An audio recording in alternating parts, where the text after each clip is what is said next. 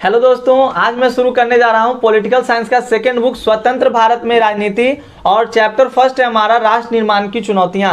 तो आज की इस वीडियो में हम लोग इस चैप्टर के इंपॉर्टेंट क्वेश्चन आंसर को देखेंगे और अगले वीडियोज में मैं इस चैप्टर का आपको एमसीक्यू प्रोवाइड करा दूंगा।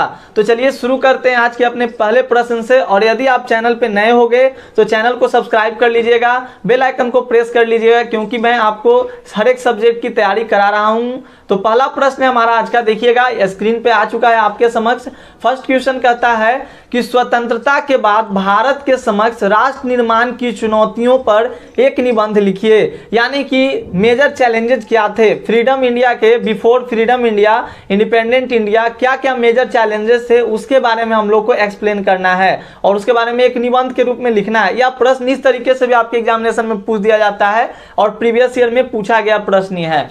देखिए प्रश्न क्या है कि भारत एक नए राष्ट्र के रूप में निर्माण हेतु किन तीन चुनौतियों का सामना करने के लिए स्वतंत्रता के बाद बाध्य हुआ, यानी कि विवश हुआ, मजबूर हुआ, उनका विवरण दीजिए। तो देखिए हमारा देश क्या हुआ था, 14 और 15 अगस्त की मध्य रात्रि 1947 को आज़ाद हुआ था। उस दिन पंडित जवाहरलाल नेहरू ने एक भाषण भी दिया संविधान को संबोधित करते हुए, जिसको आप हम लोग ट्रस्ट विद डेस्टिनी के नाम से जानते हैं। ठीक है, तो याद रखिएगा।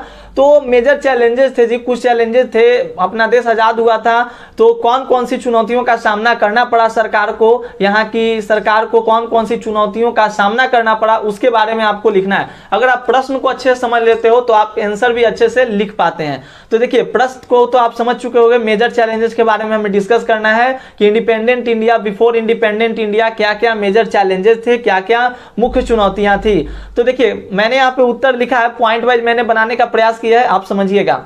ऐसे तो स्वतंत्र भारत के समक्ष अनेक समस्याएं और चुनौतियां थी। ठीक है, मतलब तीन ही नहीं थी, अनेक थी, लेकिन यहाँ पर प्रश्न आपके प्रीवियस ईयर में 3 पूछ दिया गया था, मैंने 3 लिख दिया ताकि आपको ऐसा लगे कि प्रीवियस ईयर भी मेरा साथ साथ होते जा रहा है। तो ऐसे तो स्वतंत्र भारत के समक्ष अनेक समस्याएं और चुनौतियां थी। उनमें से 3 प्रमुख चुनौतियां जिन पर काबू पाए बिना हम अपने देश की एकता को बचाने में कामयाब नहीं रह सकते थे, असमर्थ थे, वो निम्नलिखित हैं। कौन कौन सी चुनौतियां थी भाई? सबसे पहली जो हमारी चुनौती थी दोस्तों, ध्यान रखिएगा, कुछ कुछ मैंने यहाँ पे पॉइंट लिखा है और ये जरूरी नहीं है कि मैंने जितने पॉइंट लिखे हैं आपको उतना याद करना है। ठीक है, आपको केवल उतना याद करना है जितना आपको लगे। और मैंने यहाँ पे अच्छे खासे एक्सप्लेनेशन इसलिए दिए ताकि आपको कुछ ना कुछ पॉइंट तो जरूर याद रहें। तो देखिए पहली जो चुनौती हमारी थी, राष्ट्र की एकता और अखंडता को बनाए रखने की चुनौती। यानी कि जो हमारा देश था, अब देश आजाद हुआ था तो अंग्रेजों के अधीन था, 200 साल समझिए कि ये गुलाम रहा, उसके बाद इसको मिली आजादी। तो पहला बात तो हमारे देश के समक्ष यही चुनौती आई दोस्तों कि राष्ट्र की एकता और अखंडता को बनाए रखने की चुनौती। मतलब हमारा जो देश है उसकी एकता को, उसकी अखंडता को, एकता कहने का मतलब हुआ कि यूनिटी, यानी कि अपने इंडिया को यूनिटी के साथ रखना है। अखंडता मतलब उसको बिखरने नहीं देना है, मिलजुल कर सभी को रखना है। ये सबसे बड़ी चुनौती थी। मैंने उसी को लिखा है क्योंकि हमारे यहाँ आपको पता है ना, अनेक भाषाएं बोली जाने वाली, मतलब अनेक विविधता के लोग रहते हैं। विविधता करने का मतलब होता है कि अनेक भाषाएं बोली जाती है, अनेक धर्म के लोग यहाँ पे रहते हैं। तो इन सभी को मद्देनजर रखते हुए हमारे समक्ष जो पहली चुनौती थी वो क्या थी? राष्ट्र की एकता और अखंडता को बनाए रखने की चुनौती थी। तो स्वतंत्रता प्राप्ति के बाद देश की एकता और अखंडता को बनाए रखने का प्रश्न भारत के लिए प्राथमिक चुनौती बन गया था, यानी कि फर्स्ट प्रायोरिटी हमारी यही हो चुकी थी। और भारत अपने आकार और विविधता में किसी महादेश के बराबर था, मतलब विशाल था ही ना जी। उस समय पाकिस्तान भी इसी में था, भारत भी इसी में था, तो एक बड़ा सा क्षेत्र इसके अंदर कवर कर लिया जाता था। तो ध्यान रखिएगा, मतलब एक तरह से कर रहा है विविधता में। विविधता कहने का मतलब हो गया एरिया, मैंने बताया। विविधता कहने का मतलब हुआ कि अनेक तरह की भाषाएं बोले जाने वाले यहाँ पे लोग थे, बहुत तरह की भाषाएं बोली जाती थी, अनेक धर्म के लोग यहाँ पे रहते थे और सभी को हमें एक साथ एकजुट करके रखना है। ये हमारे समझ पहली चुनौती थी मित्रों।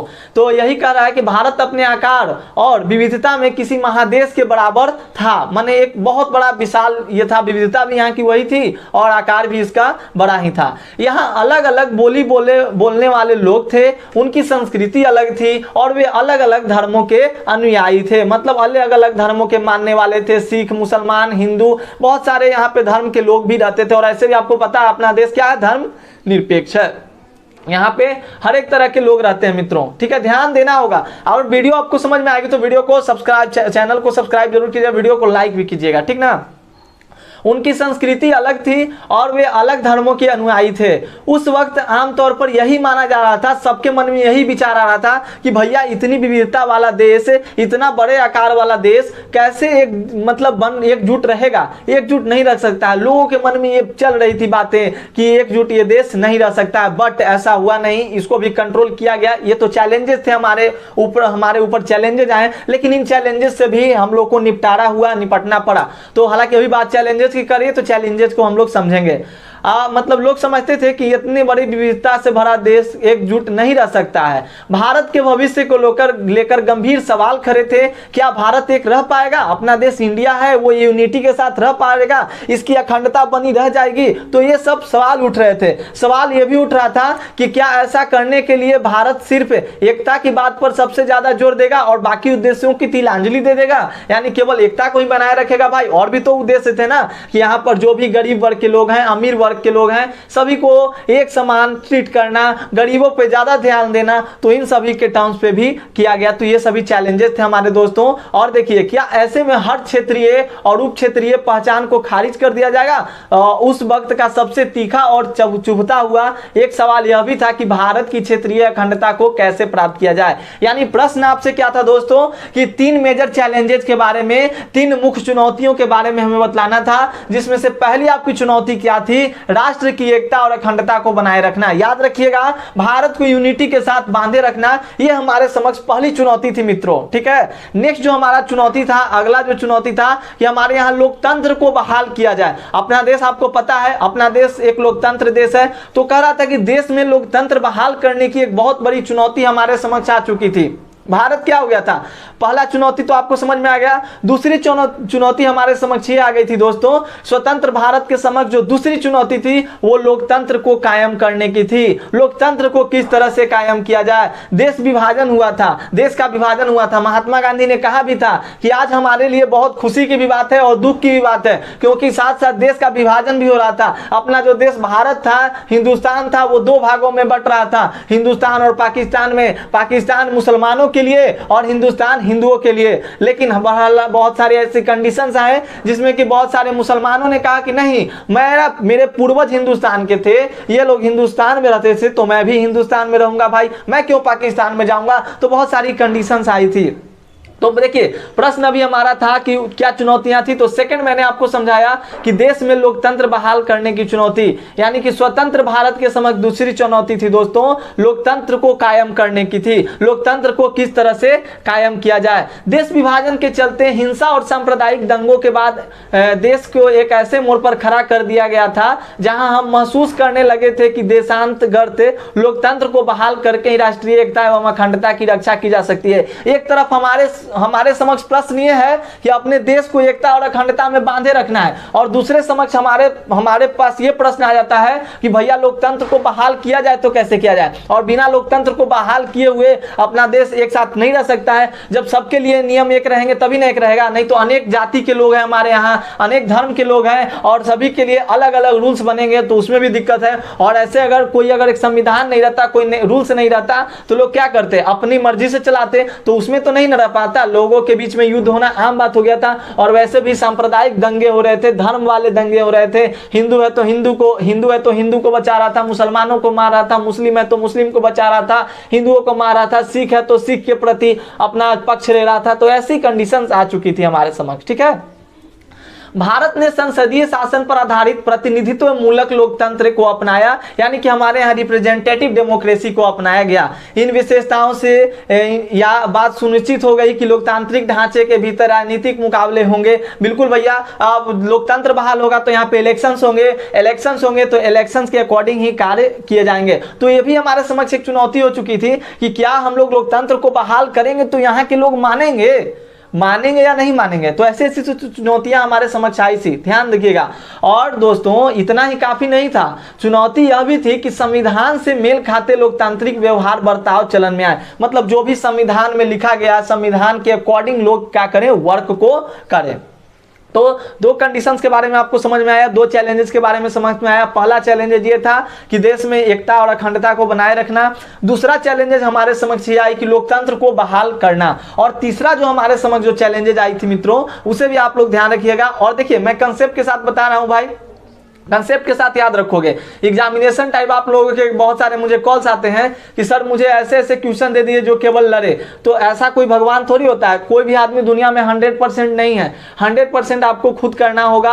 आप भी 100% नहीं हो, लेकिन क्या करना होगा, मेहनत कीजिएगा। जो मैं आपको बता रहा हूं, जिस रास्ते पे अगर आप चलिएगा तो सफलता 100% निश्चित है कि सफलता आपको मिलेगी। ठीक है, अभी हमारे समक्ष देखिए तीसरी जो चुनौती क्या थी, संपूर्ण समाज के विकास और भलाई को सुनिश्चित करने की चुनौती। यानी कि जो भी हमारा समाज है, सभी समाज को, गरीब वर्ग के लोग हों, अमीर वर्ग के लोग हों, छोटे लोग हों, बड़े लोग हों, मतलब एक जाति के लोग हों, दूसरे जाति के लोग हों, धर्म के लोग हों, तो उन सभी को भी अच्छे खासे देख रेख करना, उन सभी का भी मतलब डेवलपमेंट कीपिंग, अपने माइंड में व्यू रखना है, डेवलपमेंट का व्यू रखना है कि वेलफेयर डेवलपमेंट हो। कैसा डेवलपमेंट हो, वेलफेयर मतलब एक तरह से संपूर्ण समाज के विकास के लिए जो भी कार्य हो वो हो।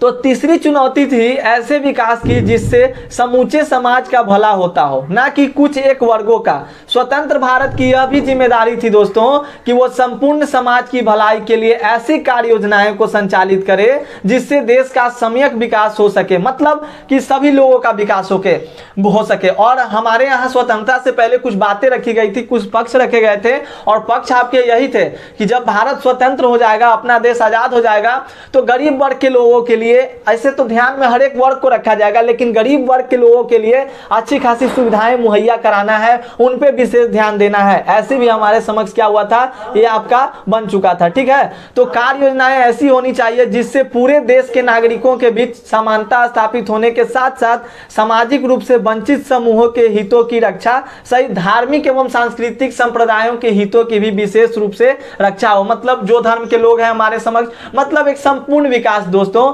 वेलफेयर डेवलपमेंट होना चाहिए। ठीक है, वेलफेयर डेवलपमेंट अगर होगा अपने देश का तभी जाकर कुछ होगा। तो प्रश्न को समझिएगा अच्छे से। स्वतंत्र भारत के सम्मुख संपूर्ण समाज के विकास और भलाई को सुनिश्चित करना एक ऐसी जिम्मेदारी थी जिसे भारत को चुनौती के रूप में स्वीकार करना पड़ा था। तो मैंने आज की इस वीडियो में अभी मैंने आपको बताया कि पहला जो चुनौती हमारे समक्ष थी कि एकता और अखंडता को बनाए रखना, दूसरी जो चुनौती हमारे समक्ष आई कि लोकतंत्र को बहाल करना, और दोस्तों जो हमारे समक्ष तीसरी जो चुनौती आई थी वो क्या थी, संपूर्ण समाज के विकास और भलाई को सुनिश्चित करने की चुनौती। तो उम्मीद है कि क्वेश्चंस आपका क्लियर हो चुका होगा, आपने अच्छे से आंसर को देखा होगा। अगर आप सब्जेक्टिव क्वेश्चन, सब्जेक्टिव वीडियोस को अच्छे से देख लेते हो ना, तो आपका एमसीक्यू वाला वीडियोस बिल्कुल आसानी से उड़ जाएगा भैया, फटाक फटाक उड़ जाएगा। मैंने आपको बताया भी, अरे मेरे अगल बगल में जो दीवारें हैं ना, इनको भी सुनते सुनते याद हो जाते हैं प्रश्न, तो आपको क्यों नहीं याद होगा। एक्सप्लेनेशन होनी चाहिए, वीडियो को आप पूरा देखो। देखिए सेकंड नंबर प्रश्न है हमारा कि आप कैसे कह सकते हैं कि आजाद हिंदुस्तान के शुरुआती कुछ साल चुनौतियों से भरे हुए थे। कैसे नहीं कह सकते हैं भाई, हमारा देश आजाद हुआ 14 अगस्त की मध्य रात्रि को, यानी कि 12 बजे के बाद भी कह सकते हैं आप, तो 14 अगस्त की मध्य रात्रि को अपना देश हिंदुस्तान आजाद हुआ। स्वतंत्र भारत के प्रथम प्रधानमंत्री ने भाषण भी दिया, लेकिन हमारे लिए उस दिन सुख का भी दिन था और दुख का भी दिन था। सुख का दिन क्यों भैया, क्योंकि अंग्रेजों ने हमारे देश को छोड़ दिया, अंग्रेजों से हम लोग अंग्रेजों के चुंगल से बाहर आ चुके। लेकिन हमारे लिए दुख की बात यह थी कि अब हमारे देश में लड़ाई लग चुकी थी, किसकी, तो हिंदुओं और मुसलमानों में ये लड़ाई हो चुकी थी कि हिंदुओं के लिए हिंदुस्तान रहेगा और मुसलमानों के लिए पाकिस्तान रहेगा। मोहम्मद अली जिन्ना ने द्विराष्ट्र सिद्धांत का प्रतिपादन कर दिया और मुस्लिम लीग ने इसकी मांग कर दी थी। तो ध्यान दीजिएगा, प्रश्न हमारा है कि आप कैसे कह सकते हो कि आजाद हिंदुस्तान के शुरुआती कुछ साल चुनौतियों से भरे हुए थे। तो क्यों नहीं कह सकते हैं, बेशक कह सकते हैं, बेशक कह सकते हैं। तो देखिए भारत 15 अगस्त 1947 को स्वतंत्र हुआ था। आजाद हिंदुस्तान के शुरुआती कुछ साल चुनौतियों से भरे थे। पहला जो पॉइंट है दोस्तों, सबसे बड़ी चुनौती राष्ट्रीय एकता और अखंडता की थी, समझ चुके हैं आप लोग। आज सेकंड जो बड़ी चुनौती हमारे समझ थी वो थी आज़ादी मिलने के साथ साथ देश का विभाजन भी हो रहा था। ऐसे बंटवारे के कारण बड़े पैमाने पर हमारे यहाँ हिंसा हो रही थी, बहुत ज़्यादा लोग विस्थापित हो रहे थे। विस्थापित कहने का मतलब एक जगह से दूसरे जगह। अब क्या हुआ था, कुछ पूर्वी पंजाब के क्षेत्र के लोग थे, वो तो पाकिस्तान बन चुका, तो क्या हुआ कि अब यहाँ इधर मुसलमान थे, जो लोग मांग किए वो जाना चाहे उधर। और ऐसी ऐसी घटनाएं हुई थी, मैं आपको बता दूं कि अपने घर के औरतों को भी लोग मार देते थे इज्जत बचाने के के लिए, क्योंकि उनके साथ आए दिन वही जो आप जानते हैं उनके साथ अच्छा सिलसिला नहीं होता था, लड़कियों के साथ अगवा कर लिया जाता था, उनसे जबरन शादी कर ली जाती थी, साथ साथ उनको मार भी दिया जाता था। तो बहुत ज़्यादा दंगे फसाद हमारे यहाँ फैल चुके थे, तो बहुत ज़्यादा लोगों को विस्थापित भी होना पड़ा था। उन्हें पुनः बसाना एक बड़ी चुनौती थी। अब उन लोगों को पूरा पुनः बसाना है, जहाँ पहले था भाई उन लोगों को पुनः क्या करना है, हमें बसाना है नए जगह पे। तो ये भी हमारे लिए एक बहुत बड़ी चुनौती थी, आप कह सकते हैं। तो इन सबसे हम कह सकते हैं कि आजाद हिंदुस्तान के कुछ साल चुनौतियों से भरे हुए थे। अब देखिए थर्ड जो पॉइंट है, देश विभाजन विस्थापन आदि के कारण धर्मनिरपेक्ष भारत की धारणा पर आंच आने लगी थी। भैया हमारे भारत का ये देन है, भारत ने कह दिया है कि हम लोग क्या है, धर्मनिरपेक्ष है, यहाँ पे सभी धर्म के लोग रह सकते हैं। तो इस पे भी आंच आने लगी थी। संविधान में देश को धर्मनिरपेक्ष घोषित कर इस चुनौती को हल कर लिया गया और कहा गया कि संविधान में ही ये चीज पारित हो गई कि अपना देश जो भारत है वो धर्मनिरपेक्ष है। महात्मा गांधी ने दिमाग लगाया, अगर उस टाइम इस चीज को नहीं किया जाता, नाथूराम गोडसे को, हालांकि नाथूराम गोडसे ने महात्मा गांधी को इन्हीं सब बातों के लिए मार डाला। जब मोहम्मद अली जिन्ना ने क्या किया, बोला कि हमें भाई द्विराष्ट्र सिद्धांत का भाई चाहिए, हमें मुसलमानों के लिए पाकिस्तान चाहिए, हिंदुओं के लिए हिंदुस्तान चाहिए, तो द्विराष्ट्र सिद्धांत का मांग किया। तो इसी को मतलब मद्देनजर देखते हुए गॉडसे ने भी महात्मा गांधी को, बाद में उनकी हत्या भी हुई, आपको पता भी है, तो ध्यान दीजिएगा। चौथा जो पॉइंट है, संपूर्ण समाज के विकास और भलाई को सुनिश्चित करने की चुनौती थी। अभी मैंने आपको ऊपर वाले प्रश्न में समझाया। अब पांचवा जो पॉइंट है, देश में लोकतंत्र बहाल करने की चुनौती। अब हमारे देश में लोकतंत्र बहाल करना भी एक मेजर प्रॉब्लम था, मेजर चुनौती थी, मेजर चैलेंजेस थे। थर्ड प्रश्न को देखिए मित्रों, ये भी प्रश्न आपके लिए बेशक लाजवाब है। लाजवाब प्रश्नों को मैं आपके समक्ष लाता हूं, परोसता हूं, तो ध्यान से देखिएगा। थर्ड नंबर प्रश्न है कि आजादी की लड़ाई के समय किन दो बातों पर सभी सहमत थे। देखिए जब लड़ाई हो रही थी, आजादी की लड़ाई, तो बातों पर लोग सहमत थे। पहली बात यह थी कि आजादी के बाद देश का शासन लोकतांत्रिक सरकार द्वारा चलाया जाएगा, मतलब हमारे यहाँ का जो शासन रहेगा वो लोकतंत्र रहेगा। यहाँ पे लोकतंत्र की बहाली होगी, इलेक्शन जो होते हैं वो सारी चीजें यहाँ पे होगी। आज सेकंड जो आपकी पॉइंट थी, दूसरी बात यह थी कि देश की सरकार सबके भले के लिए तथा सभी वर्गों के लिए काम करेगी। इस शासन में गरीबों और कमजोरों को खास ख्याल रखा जाएगा, मतलब गरीबों के लिए अलग से भी कार्य किया जाएगा और जो कमजोर वर्ग के लोग हैं उनको भी मद्देनजर रखा जाएगा। तो ये सारे पॉइंट्स आपको ध्यान में रखने होंगे। जो आपका 4 नंबर पॉइंट है, ऐसा क्यों कहा जाता है, चौथा प्रश्न देखिएगा, ये प्रश्न भी आपको समझने होंगे दोस्तों। ऐसा क्यों कहा जाता है कि सन 1947 का जो साल रहा अभूतपूर्व हिंसा और त्रासदी का वर्ष था, संक्षेप में बताइए। यानी कि ये बातें क्यों कही जाती है कि जो हमारे लिए 1947 का जो साल था वो त्रासदी का वर्ष था, इसे संक्षेप में हमें समझाना है। तो क्यों ना त्रासदी का साल था भाई, हम लोगों ने बहुत सारी चुनौतियों को झेला, 200 वर्षों से गुलाम थे हम लोग, उतने ज़्यादा गुलामी को सहकर एक दिन हमें आज़ादी भी मिली और उस आज़ादी में हम लोगों को इतने ज़्यादा मतलब वहाँ पे हम लोग को देश में दंगे हुए, सब फसाद हुए, सांप्रदायिक दंगे हुए, बहुत सारे हम लोग को दंगे देखने के मिले, साथ साथ बंटवारा भी हुआ, लोगों का विस्थापन हुआ, करीब 80 लाख लोगों को विस्थापित होना पड़ा था दोस्तों। यानी कि आज तक का सबसे बड़ा विस्थापन जो हुआ था वो भारत के बंटवारे में ही हुआ था, हिंदुस्तान और पाकिस्तान का जब बंटवारा हो रहा था। ठीक है, तो याद रखिएगा बहुत लोगों की जानें गई थी, बहुत खून खराबा हुआ था। तो प्रश्न हमारे समक्ष ये पूछता है कि ऐसा क्यों कहा जाता है कि सन 1947 का जो साल था वो हिंसा और त्रासदी का वर्ष था। संक्षेप में बताइए, संक्षेप में समझाइए। तो सन 1947 का जो साल था वो अभूतपूर्व हिंसा और त्रासदी का वर्ष था दोस्तों। ऐसा इसलिए कहा जाता है क्योंकि पहला पॉइंट, आपने एक बात गौर किया होगा कि मेरे जो भी आंसर रहते हैं वो पॉइंट वाइज रहते हैं। क्यों? क्योंकि पॉइंट वाइज बनाने का मेरा मुख्य मकसद ये होता है ताकि आप अगर कुछ पॉइंट को भूलो भी ना तो आप आंसर को लिख कर आओ। पढ़ाने का मुख्य मकसद यही है। अब हम पढ़ा दिए और आपको समझ में ना आए तो ये कैसी पढ़ाई है? दोनों लोगों को मिलन होना चाहिए, मेरी भी बातों को आप समझ पाओ और मैं भी मुझे भी संतुष्टि मिले कि हाँ जो मैंने समझाया वो आपको समझ में आया। देखिए हिंदुस्तान 14 और 15 अगस्त 1947 की मध्य रात्रि को आज़ाद हुआ था। आज़ादी मिली लेकिन देश के बंटवारे के साथ धार्मिक उन्माद के कारण देश के अनेक भागों में सांप्रदायिक दंगे हुए। इस हिंसा में हजारों लाखों लोग मरे, अनेक लोगों को अपमान हुआ, करोड़ों की संपत्ति राख हो गई। तो इसे भी ध्यान में रखिएगा। सेकंड जो आपका पॉइंट है साथियों कि देखिएगा विस्थापन के कारण लाखों हिंदुओं, सिखों तथा मुसलमानों को अपने गाँव को, घर बार को छोड़ना पड़ गया था। शहर को भी यहाँ तक कि वो लोग छोड़ दिए थे क्योंकि जो मुसलमान मतलब लड़ाई होने लगा तो लोग भागना शुरू कर दिए। अभी भी अगर दंगे हो जाते हैं, बाबरी मस्जिद के बारे में कैसी घटनाएं चल रही थी कुछ साल पहले, लेकिन अभी सरकार ने उसका हल निकाला तो अभी जाकर यहाँ पे कुछ कंडीशन से, मतलब एक तरह से कह सकते हैं आपके कुछ लिमिटेशंस आए हैं, कुछ ठीक हुआ है। तो विस्थापन के कारण लाखों हिंदुओं, सिखों तथा मुसलमानों को अपने गांव, घर बार, शहर छोड़ना पड़ गया। यह अपने रिश्तेदारों से भी बिछड़ना पड़ गया था, यहाँ तक कि अपने रिश्तेदारों को भी लोग छोड़कर एक जगह से दूसरे जगह विस्थापित हो गए। अब होना भी पड़ेगा ना, पहले जान बचाया जाए कि पहले जगह को बचाया जाए। बात आती है तब हम लोग पहले जान के प्रति ही भागते हैं, जगह को कौन बचाने के प्रति मतलब संवेदनशील रहता है। और बात की जाती है कई लोगों को धर्म परिवर्तन के लिए बाध्य भी किया गया, मतलब तुम हिंदू हो तो मुसलमान बन जाओ, मुसलमान हो तो यार तुम हिंदू बनो, ऐसा भी व्यवस्था आ गई थी। धर्म परिवर्तन की व्यवस्था आ गई थी, पता है ना। इसलिए त्रासदी का साल था, कह सकते हैं, बिल्कुल कह सकते हैं कि त्रासदी का साल था, हमारे लिए अच्छा साल नहीं रहा।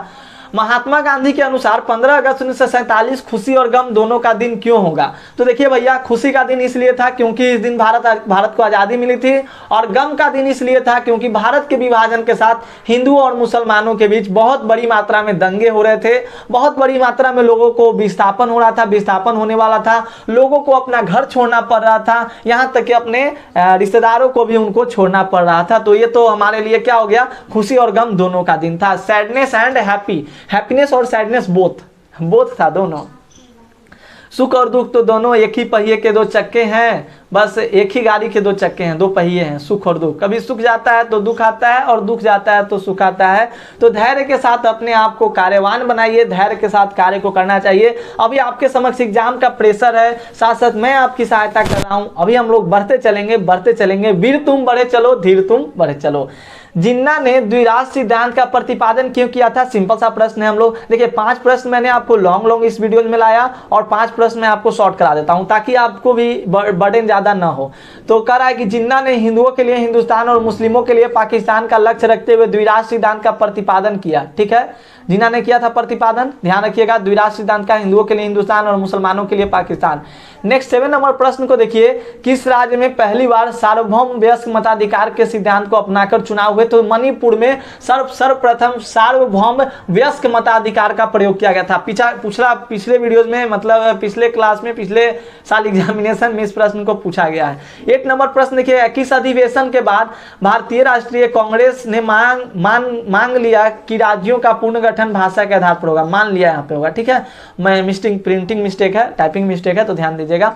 तो नागपुर अधिवेशन 1920 में हुआ था, यहीं पे माना गया था कि भारतीय राष्ट्रीय कांग्रेस ने मान लिया था कि राज्यों का पुनर्गठन जो होगा भाषा के आधार पर होगा। 1953 में आयोग भी बना।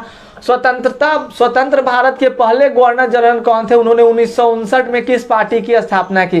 तो स्वतंत्र भारत के पहले भारतीय गवर्नर जनरल दोस्तों, ठीक है, तो भारतीय गवर्नर जनरल आपके थे सी राजगोपालचारी, और उन्होंने 1959 में स्वतंत्र पार्टी की स्थापना की थी।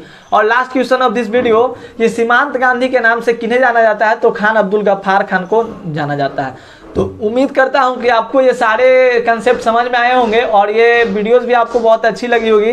तो अगर आपको वीडियो अच्छी लगी हो तो वीडियो को शेयर जरूर कीजिएगा, चैनल पे नए हो चैनल को सब्सक्राइब कर लीजिएगा, क्योंकि मैं इसी तरह की वीडियोस आपके लिए लाता रहूंगा और आपकी तैयारी कराता रहूंगा। और बाकी क्लासेस को जुड़ते रहिए। एग्जाम, आपका सफर, मेरा सफर एग्जाम तक का है दोस्तों, प्लीज पढ़ाई करते रहिए। और अगर आपको पढ़ाई से रिलेटेड टिप्स की भी वीडियो चाहिए, रिगार्डिंग आपके कुछ कैसे पढ़ा जाए, क्या कुछ, आप कमेंट सेक्शन में कमेंट कर सकते हो, मैं वीडियोस प्रोवाइड करा दूंगा। पेपर कैसे लिखा जाता है, इन सभी पे वीडियोस मेरी जल्द से जल्द आ जाएगी। तो ठीक है दोस्तों, मिलते हैं अगले वीडियो में, तब तक के लिए धन्यवाद। Take care all of you, नमस्कार, जय हिंद, जय भारत।